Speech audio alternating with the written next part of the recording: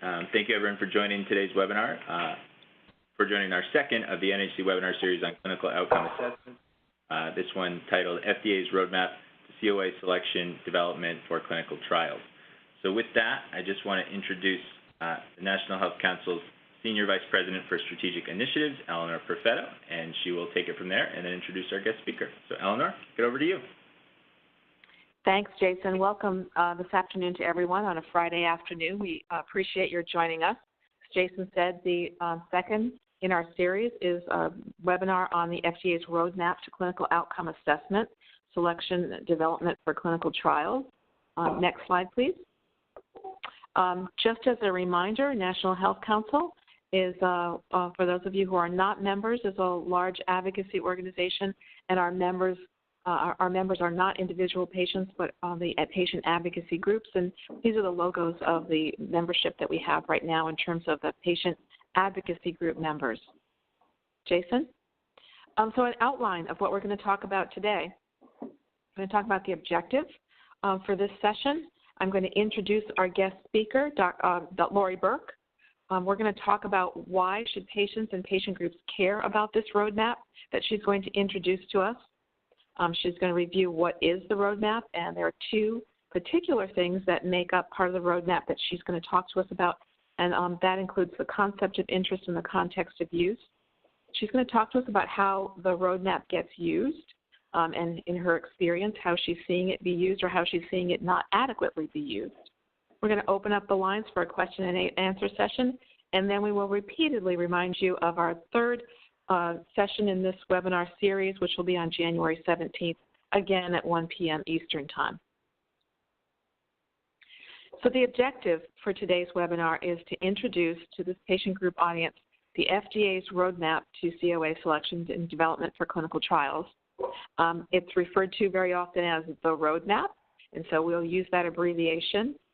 In the past, the FDA has also referred to this particular roadmap as the Roadmap to Patient-Focused Outcome Measurement in Clinical Trials. It's recently been renamed, and so you may hear it in various places referred to with the new name or the old name, but most typically, you're going to hear it referred to as just the roadmap. At the end of today's session, the learners are going to be able to use the roadmap to engage in discussions about clinical outcome assessments, like patient-reported outcomes or caregiver-reported outcome assessments. And we hope that learners will be able to use the roadmap to advance patient-centered clinical outcome assessment, identification, and development. And we anticipate that would mostly be in the area of patient-reported or caregiver-reported outcomes. To begin, before I introduce our guest speaker, I want to just review some terms that we talked about in the first session, just as a reminder for those of you who attended that session, but as an introduction for anyone who was not on the first call. We're going to talk about patient-reported, clinician-reported, observer-reported, and performance outcomes, and how we distinguish patient-reported outcomes from patient-centered outcomes. So beginning with clinical outcome assessment, the FDA's definition is that it measures a patient's symptoms, overall mental state, or the effects of a disease or condition and how the patient functions. So in short, a COA tells you something about how a patient feels or how a patient functions. In clinical outcome assessment, there are different tools for doing this. There are patient-reported measures, clinician-reported measures, observer-reported, and performance outcome measures. A patient-reported outcome measure is something that comes directly from the patient. It's information that you can only get if you ask the patient, and it really has to do with how that patient views and reports on how they feel or function. It is something that is not interpreted by someone else. So a doctor or clinician cannot tell you what a patient-reported outcome is. They can only tell you what they are observing as a trained clinician. If they're telling you that, then that's a clinician-reported outcome and not a patient-reported outcome. So if it's from a clinician, a trained professional, and it's their observation of the patient's health, clinician-reported. A ClinRO, if it's coming directly from the patient about the way they feel or function, patient-reported. Another observer that could report on observations of a patient's feeling or functioning is someone who would be observer reported, and that could be a parent, it could be a spouse, it could be someone else is a caregiver who regularly sees how that person is functioning and their daily health. And then lastly, we have performance outcome measures. That's based on someone who is trained. Sometimes it's a healthcare professional. Sometimes it's someone who has received special training who is not a healthcare professional. And they ask the person, the patient, to perform a task. And they observe how well that individual performs that task. And through their training, they're able to give that performance of that task some kind of rating, a measurement. And that is a performance outcome measure. So in clinical outcome assessment, we typically hear a lot about PROs, about those patient-reported outcomes, but these are other clinical outcome assessments that are also very important, and they also rely on understanding what's important to the patient. We also covered in the first session the difference between a patient-centered outcome and a patient-reported outcome. These can very often be overlapping, and we want them to be overlapping, but sometimes they're not, and it's important to be able to distinguish between them. A patient-centered outcome, those are the outcomes patients report as being important to them. Those are the things that they really care about. Patient-reported outcomes, as we reported earlier, are those that are only reported about the patient and how they feel or function. Ideally, patient-reported outcomes should also be patient-centered outcomes, but you can have outcomes that are patient-centered that are not necessarily reported by the patient, but they are things that are important to the patient. The patient has told you that, but they can be things that are not reported by patients. So while we want a lot of overlap, it's not necessary that there must always be overlap. So now it's my pleasure to introduce Lori Burke. Lori is the founder of the Laura Group. She is a consultant now, but Lori spent almost 30 years with the Food and Drug Administration, and she's the lead individual who is responsible for putting together the origins of the roadmap that we see, she's going to talk about today. And so I'm going to turn the microphone over to Lori Burke. Lori? Hi, Eleanor. Thank you. I appreciate that introduction. It's nice to be able to share the roadmap with you today. Next slide, please. So I'm showing this diagram because we are now talking about the context of clinical trials and drug development. This terminology is specific to drug development, but the same thing would apply when planning any study to measure and make a conclusion about any kind of intervention in terms of outcomes that experience. So, in general, the roadmap is meant to help people, researchers, put together the answer to this question: how do we know a clinical outcome assessment endpoint is needed, and what is the right COA to measure? So there is, in drug development, a pre-IND period. That is the period of time after basic research and discovery has resulted in a molecule to test in patients.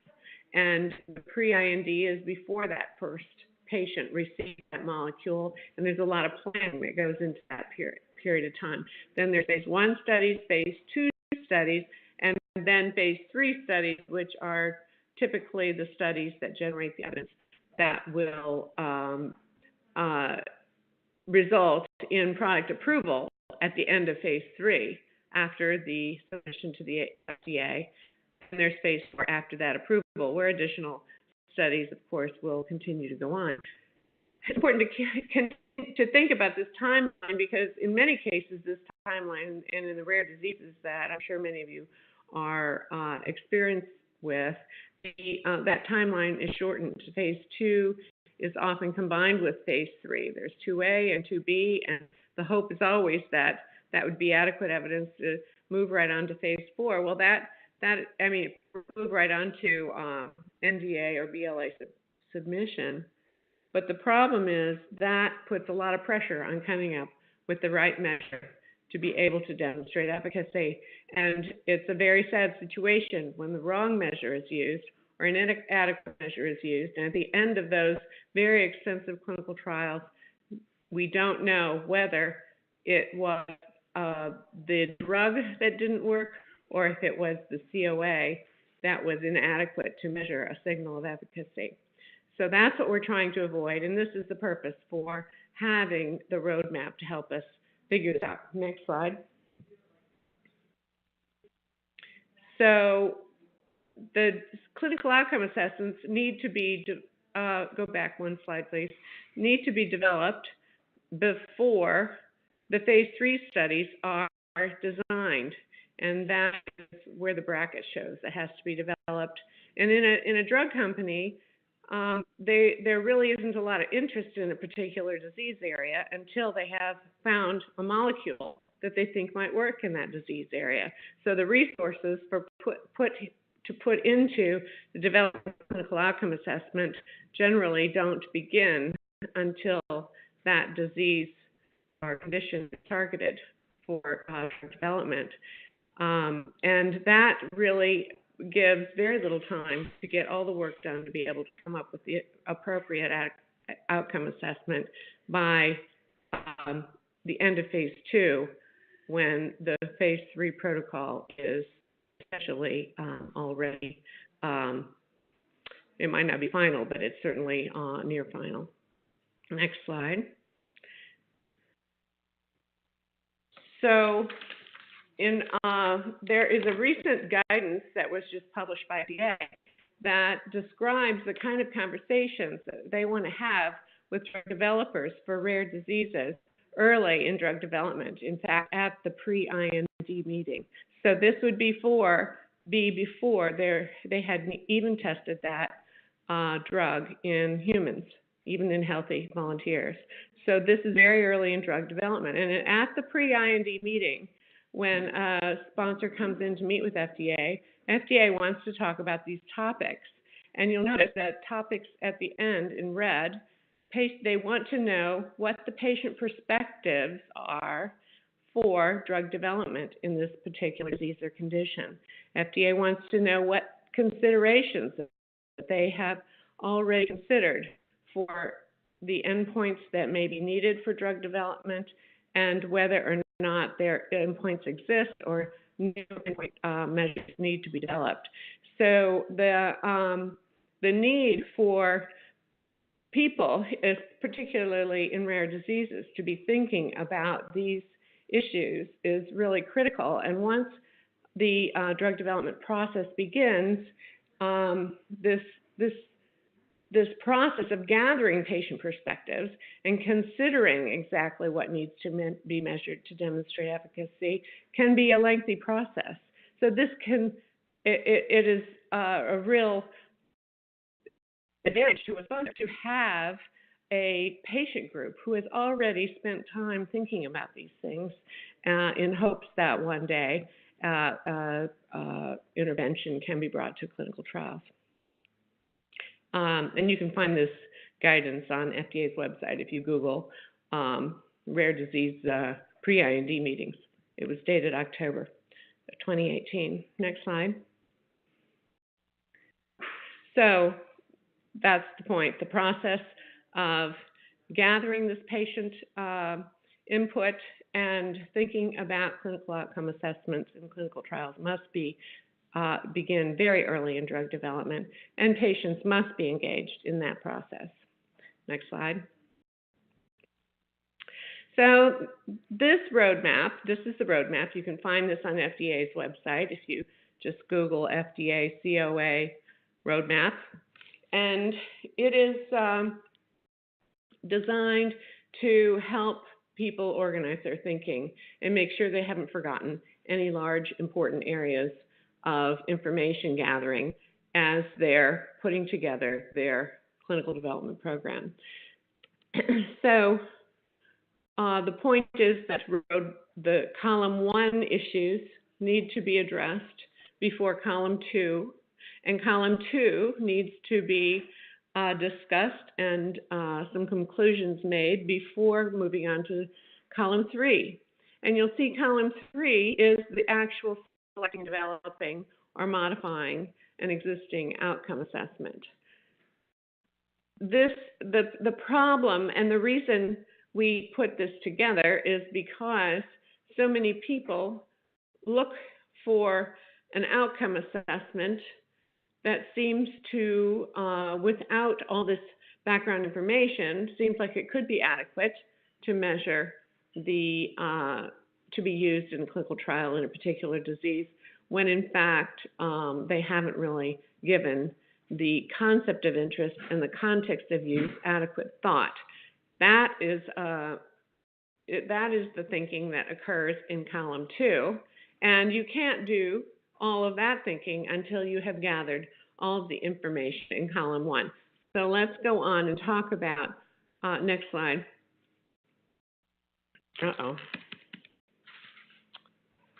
The concept of interest.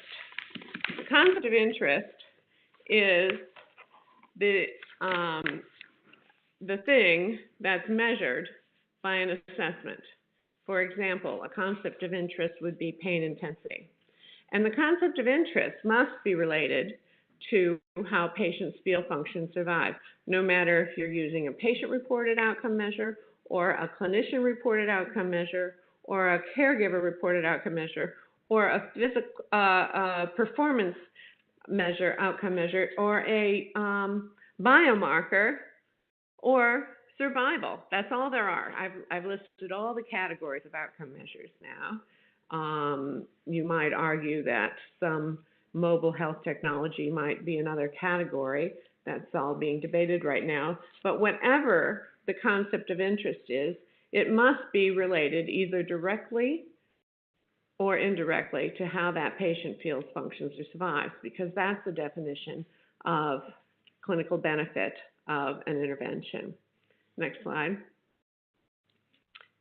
And the context of use is the way the clinical outcome assessment is to be used in the to demonstrate the outcome. So a well-defined context of use includes specific information about the disease, the condition, or the condition that's going to be studied, the clinical trial entry criteria, meaning what subset of that population will be included. Will it be adults only? Will it be children only? What specific age groups will be enrolled? Are you going to define those entry criteria? The clinical trial design, how long will the trial take? How often will the patients be seen? All of these things are relevant to the context of use and will have an impact on whether or not the clinical outcome assessment is adequate. The endpoint definition, meaning are you going to be measuring improvement in how patients feel or function, or are you going to be measuring a delay in the worsening of how patients feel or function? Are you going to, and how are you going to align all of the various outcome assessments, because very rarely is there only one, and position them with respect to what's primary, what's secondary, et cetera. Next slide. So that is column 2, making a decision about what is the concept of interest that should be measured to demonstrate meaningful clinical benefit in the population that is defined by the context of use, meaning the clinical trial design, including the things that we previously mentioned. So in order to be able to do that in a way that you're going to have the most meaningful study design and the most meaningful outcome assessment, you need to know a lot of things about your patient population and understanding the disease or condition. And this is where patient groups are vitally important to pull together information from each one of these categories. There can be debate about the ordering of these A, B, C, and D in column 1, but the idea is not that one is more important than the other, and the idea is that patients would be, or caregivers of patients in the specified disease or condition would be involved in defining the natural history of the disease. How is it defined? What are the range of manifestations? Are there specific subpopulations that can be defined? Do you define that by severity of the disease, or by onset, or by other comorbidities, or other phenotypic information about the patient population? Is it, how is the disease or condition currently managed in clinical practice? Are there clinical care standards? Are there treatment alternatives? How does the healthcare system manage, and what is the access to care for this patient population? And then the definition of clinical benefit from the patient caregiver perspective, as well as the expert perspective, is critical to document and pull together information that can be consensus driven in terms of what the actual definition of the disease, which in rare diseases is very common that there is not a consensus definition, and one would have to be developed, at least for the population that's going to be represented in the context of use in column 2. And that has to be reasonable and explicit, with empiric evidence of that, to make FDA feel comfortable to agree to the development program. Then, of course, the benefit-risk trade-offs. How much risk is this patient population willing to accept for a certain defined benefit? And what is the impact of disease on their daily life and functioning? All of this information, this is a lot of information. It's a big binder full of information, or multiple sets of megabytes of information that need to be compiled in a way that column 2 can be adequately thought about and chosen in a rational way to present the best information for the regulators, for the patients, and for anyone for all the stakeholders in the use of this medical product in this condition. Then, after you have that defined, only then should you go about looking for existing measures that will adequately measure the concept of interest in the context of use. Decide whether it's patient-reported, observer, clinician, or performance outcome. Look for that measure. If one exists, that's a miracle, but it's possible. And if one does exist, it's not quite right. Could it be modified? Could it be, or if not, does something need to be developed? This is why it needs to be done so early in drug development, because if it needs to be developed, clinical outcome assessment development can be a protracted process to develop all of the measurement properties, the validity, the reliability, and the ability to interpret meaningful change in the patient population that you're interested in studying. So that's the roadmap. Let's move on to the next slide. Hey, Lori, really quickly, we did have one question. Can you give an example of the definition of clinical benefit? I know you sort of just touched on it, but if you want to expand a little bit more. Sure. The definition of clinical benefit seems rather trite, but it really is how a patient survives, feels, or functions. In other words, you either need to directly or indirectly measure that. And if you can measure that directly by showing that patient symptoms are improved with the as a result of treatment, that is clinical benefit.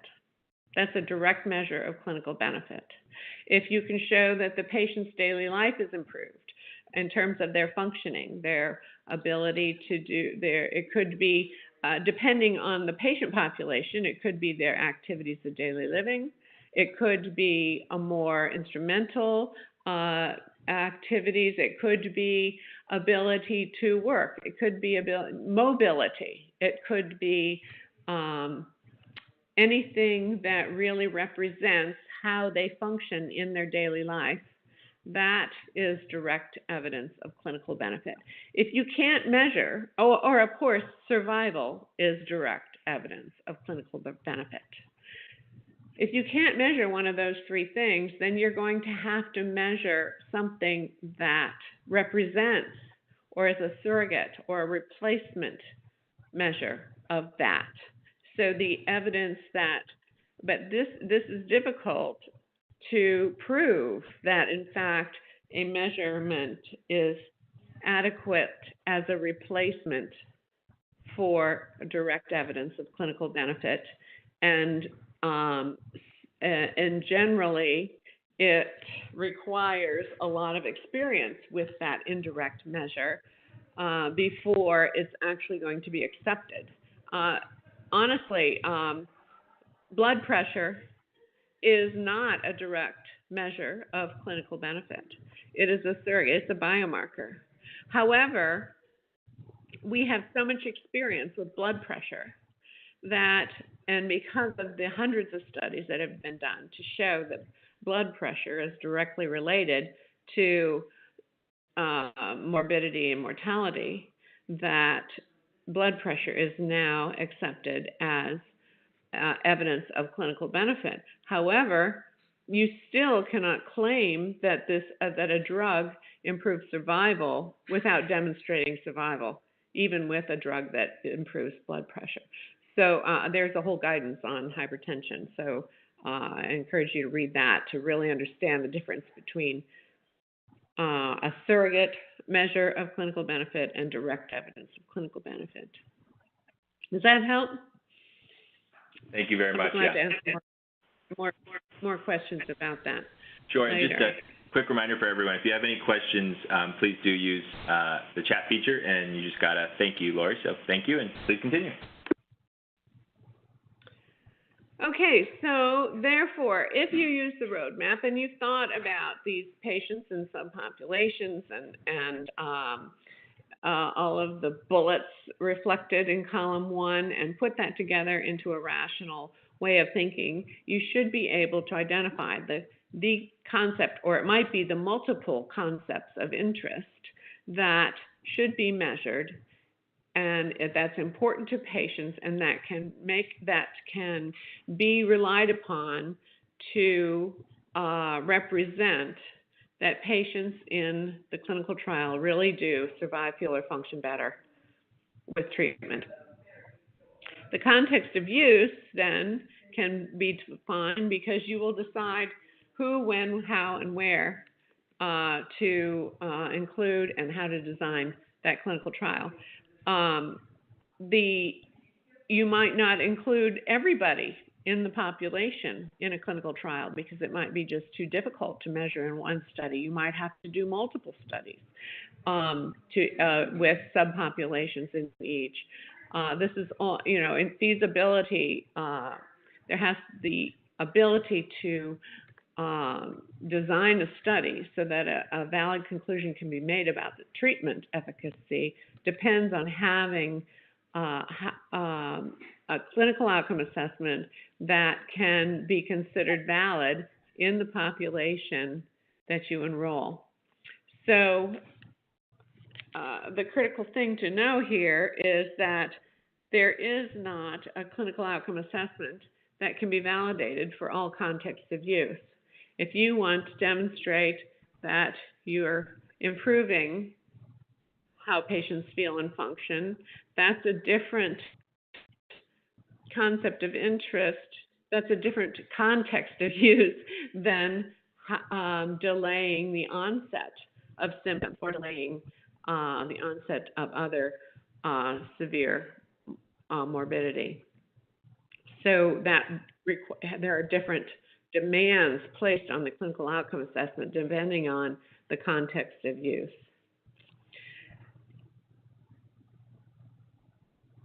Sure, go ahead. Oh, and I think I made the point, yes, that there is no such thing as a validated measure, and the validity and reliability is specific to the context of use. So here's another example of concept of interest in context of use. So symptoms of acute exacerbation of chronic obstructive pulmonary disease, COPD, is a concept of interest. And there have been clinical outcome assessments developed, patient-reported outcome measure, to capture in a total score the symptoms of acute exacerbation of COPD. The context of use where that symptom assessment has been shown to be valid and reliable is use of that tool as a primary or secondary endpoint in clinical trials in acute bacterial exacerbation of chronic bronchitis in patients with COPD. So it hasn't been shown to be useful in any sort of exacerbation, but yet in a bacterial exacerbation of chronic bronchitis in patients with COPD. And the context would be to support labeling claims related to the improvement or a delay in the worsening of COPD symptoms or the reduction of exacerbation episodes. So you see there are multiple contexts here within the statement of usefulness for this specific tool that measures symptoms of COPD exacerbation. So I just present this to encourage you to understand that context of use needs to be defined quite specifically to make sure that the outcome assessment is adequate to measure that thing in that context. Next slide.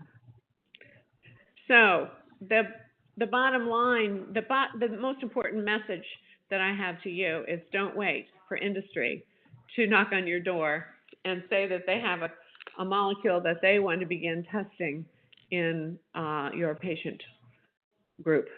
Because at that point in time, they're going to be in such a big rush that you won't have time to think about gathering this information in the most rational and complete manner. The best thing that can happen to that industry is to find you with this information in column 1 of the roadmap already gathered to the extent that you can and summarized and documented in a way that the company as well as the regulators and other stakeholders can be convinced that they really understand this condition and have confidence to proceed in terms of clinical studies to develop treatments for that condition. Next slide.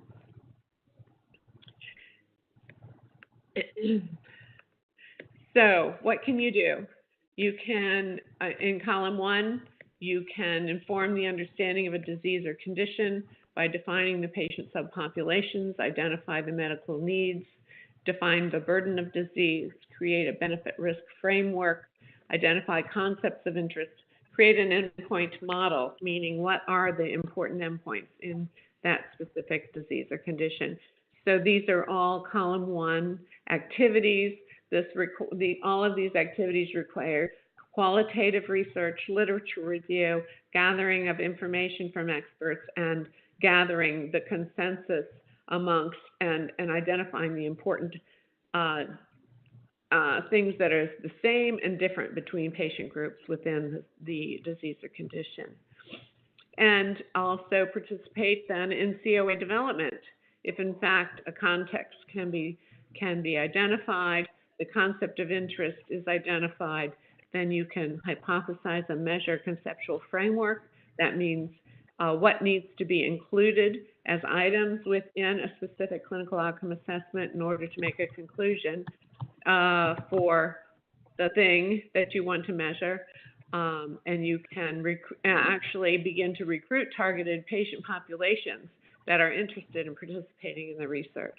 You can generate clinical outcome assessments then for qualification outside the drug development process, which is FDA has a process for COA qualification separate from a sponsor supported program, and if they and it's a benefit to FDA to do that, because if they think that there will be multiple sponsors in the future to develop drugs in this patient group, then it would be better that they all use the same clinical outcome assessment rather than each one developing their own tool for their clinical trials. Next slide. So not only are primary and secondary endpoints of interest to you and others, but there are things that FDA is putting into labeling now that are related to other things.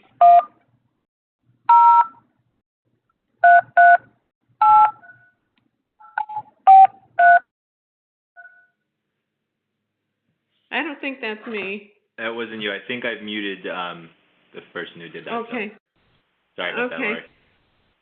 So this is a recent example of after the primary and the most important secondary endpoints to support product approval have shown to be statistically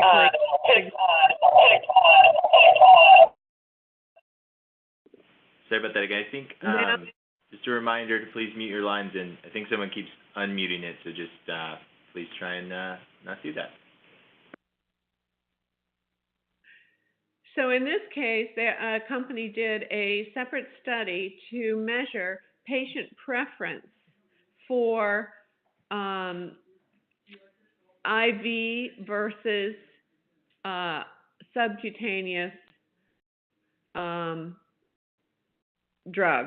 And they actually felt like it was important to find out whether what patients preferred. So this drug was approved for DLBCL or follicular non-Hodgkin's lymphoma, and they did an additional study to determine patient preference. And this actually appears in the Rituxan Hycela product labeling. You can look that up if you're interested.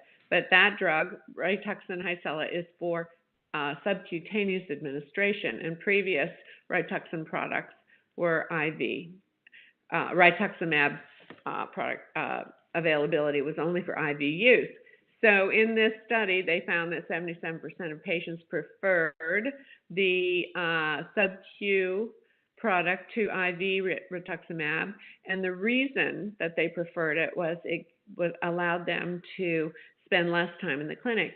But even though, and it's important that FDA did not leave it there. They also presented the results in the labeling for those patients who preferred IV to the sub-Q product, and the primary reason they preferred the IV is because it felt more comfortable during administration. So even for something as simple as a preference claim between two dosage forms of rituximab, FDA feels it's important to have fair balance and both sides of the story. And 77.7% actually had no preference, and 4.7% did not complete the questionnaire. So the company felt it was important. They invested in doing the study, but more and more companies are going to be doing these kinds of patient preference for treatment studies because, first of all, it got put in a label, and now other companies are going to want to do that. So it's important that you help companies figure out the kinds of things like this that are helpful to patients. I think this would be incredibly helpful if I were a patient for whom rituximab was indicated. Less time in the clinic, that's important, but there is some discomfort included that's experienced with the subcutaneous formulation. So, it's more than just how patients feel and function overall. It's other aspects of how patients feel concerning their the drug product. Next slide. So what is the patient's role? The patient role then is vital to figuring out which concepts are important. What are the concepts of interest that should be measured? How should those items be worded in a patient-reported outcome measure, for sure? How do you actually word those questions in order to get the most valid information from the patient? Are the questions understandable? Do different patients interpret the questions in the same way? Is the recall period appropriate in terms of thinking back over how patients have felt or have functioned? Is that as a 1 day what is most appropriately recalled, or is a longer recall period more appropriate because of the way the symptoms or the decrements in functioning occurs over the course of time? And does the response scale make sense? What's the best data collection mode? There are lots of other questions that can be asked and that patients need to have need to have a say in what is actually done and measured in a clinical trial. What's really exciting is my observations in the last few years since I've left the agency are that companies are at least giving lip service to the need to have more patient input into all of these issues and in answering all these questions. Next slide. Okay, so therefore, I'm happy to answer any additional questions. Sure. Thank you, Lori. And one initial one, kind of a follow-up to that clinical benefit question, but someone typed into the chat. So clinical benefit can be patient-reported and anecdotal. It doesn't have to be 30% improvement as measured by a validated instrument tool. One example, patient can go to school now versus being too sick to attend.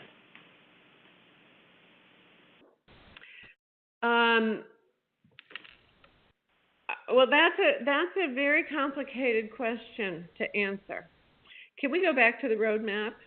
Sure. One sec.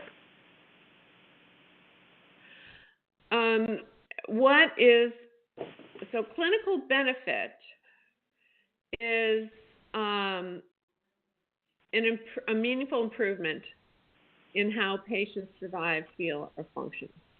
So, many times a clinical trial will have very statistically significant, but very marginally meaningful differences between groups. So clinical benefit needs to be, first of all, measure the right thing in the right patient group, in the right context, and study it. It has to be statistically significant. Then it also needs to be a change that's meaningful. And so I think both of those issues are wrapped up in this question. So if you look down in column 3, you have to select which perspective needs to be measured. Then you look for the measure or begin developing it. But then you have to evaluate whether you have a COA off the shelf or you're going to develop one. Once you've established the validity, reliability, and ability to detect change in your context, you must also have some idea of what a meaningful within-patient change is for that COA in that context. So 30% improvement may or may not be meaningful within-patient change. Now, that was me. Sorry. So therefore, there has to be some information, and this is where patients must be involved in generating this determination of how much change is really meaningful. And it's not the minimal detectable change. It's not the minimal detectable change. It really is a change that can be interpreted as meaningful. So now your example is a patient can go to school now or not. So in other words, are we measuring, is your endpoint in your clinical outcome assessment going to be the number of days going to school versus days missed? That is, and then you still need to have what that meaningful within patient change is, even if that's your outcome assessment. So one additional day going to school, is that meaningful? Or does it have to be more than one additional day going to school? And that all depends on how sick they were to start with. So going to school, you see what I mean? This all gets back to the definition of the population, the enrollment criteria. That's context of use issues, and then how that can be interpreted as clinical benefit in that patient population. Thanks, so Lori. I can't. Does that make sense? It's very difficult to answer that question without more information about the context. Yep, nope, you got a good example, complicated issues, and good description of the context. So I'm going to unmute the lines just to see if anyone has any questions over the phone. So I'll mute it if obviously if we start to hear some bad beeping or something, but here it goes. And anyone has any questions, you are free. Lori, this is Eleanor. I have a question for you that I think is a timely question.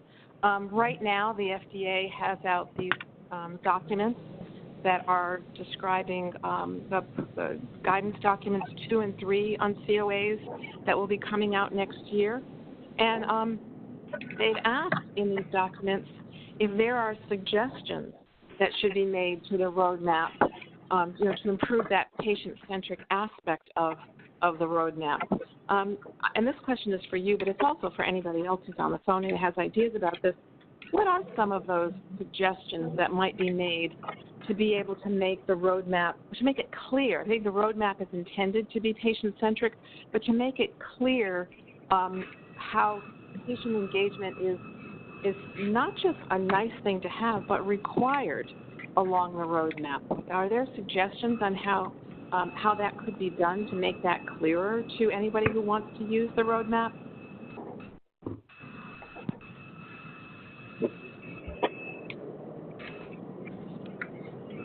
Well, I think that maybe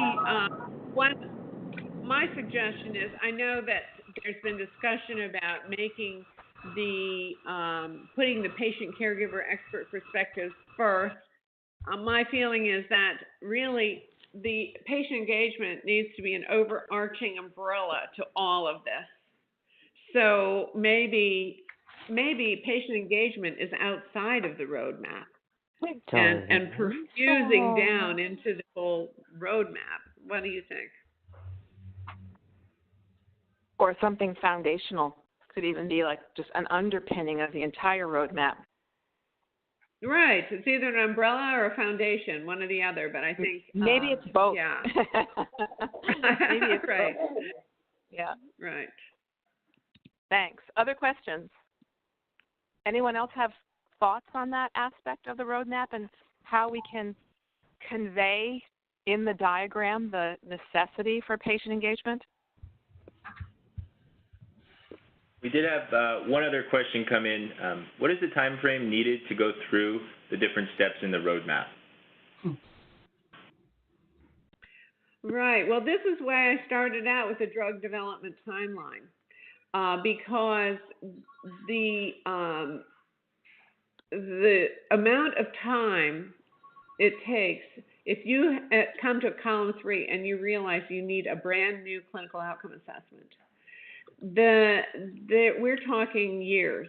We're talking at least a year to get the content documented, to make sure that the content is valid in the patient population that you've targeted, to then have some initial cross-sectional information about reliability and construct validity by comparing the score generated by the new outcome assessment to other related outcome assessments or biomarkers or other outcomes, then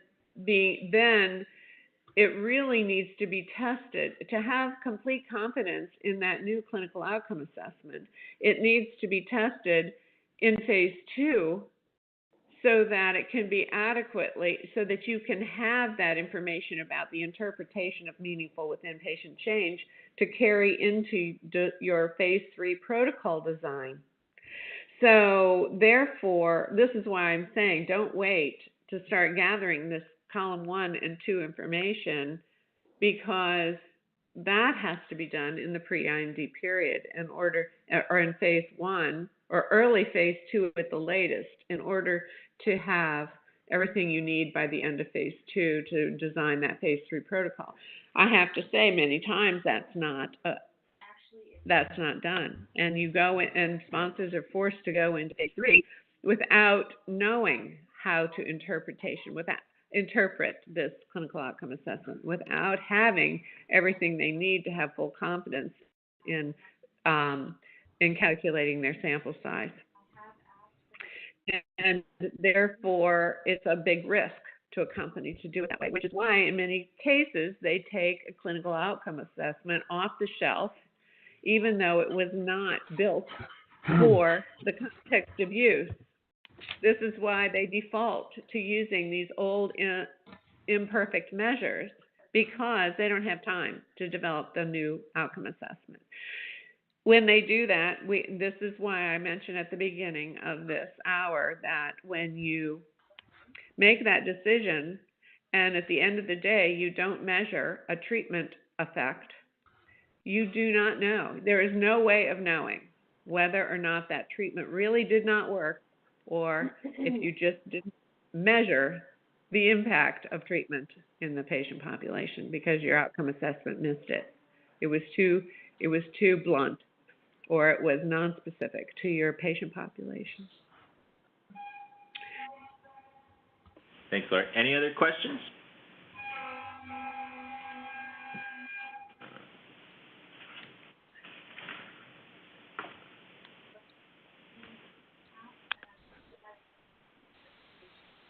So I guess I didn't answer the question. How long does it take to go through the whole roadmap? We're given each step. I was only talking about column 3 in the last example. In order to start and get all the information in column 1 together, that all depends on what's already out there. You know, this is if you have to start from scratch with all of that natural history, I honestly, with rare diseases, many times the natural history of the disease or condition has not been rigorously gathered and documented. And that takes quite a bit of time, because that's based on a lot of survey research, other kinds of patient input, and that can take quite a bit of time. So this whole process can be career building, I should say. Thank you. I think this will probably be our last. Lori, there was one thing I wanted to add to what Lori said about column 1 and this whole idea of starting early. I think for the patient groups, the idea of doing this just simply for clinical outcome assessment is probably too narrow in a group's thinking. This is the kind of information that you're going to need for patient engagement in so many instances, that thinking about collecting that kind of information from a patient population will feed into the roadmap, but it won't be all it's used for. It can be used for so many different things. And so I think let's not think narrowly about it only being for clinical outcome assessment. It really is foundational for just about everything and can be a worthwhile investment. All right. One final question, and then I think we'll have to move to some housekeeping. But is this the same process for PROs used outside of drug development? Yes. The reason we use the term clinical outcome assessment is because we don't want it to limit it to PROs. This is for PROs for sure, but it's also for all of the other types of clinical outcome assessments that were presented in the preface to my presentation. Right, and if you need a review on that, the webinar that we did on November 7th that talked about that is actually on our website, and you can tap into that to get either a refresher on it or hear it for the first time. But it really breaks down that clinical outcome assessment is what we're talking about in terms of the overall category of terms, but underneath that, patient-reported outcomes is one of those types of clinical outcome assessments, and it goes over that for you.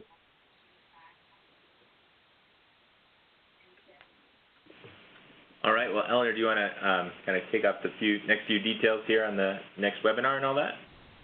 Sure. Well, I want to thank everybody for being on today, and we will be holding another webinar in January. We have settled on January 17th for the date for that webinar, so we hope that you'll all be joining us for that. I think it'll be another extension of what we were talking about today, and it will be more on terminology. And Lori began to scrape the surface of this with her presentation when she was talking about measures and endpoints. And so our next webinar will be on that. It will be on what are the differences, the nuances in using those terms when we're talking about clinical outcome assessment. So we talk about the patient-reported outcome, but then we talk about the patient outcome-reported measure, and then we talk about how that measure gets used as an endpoint in clinical trials. And so we will have a speaker who will be with us on January 17th to go through all of those different the different definitions and terms and how they're interrelated, and we hope you'll join us for that.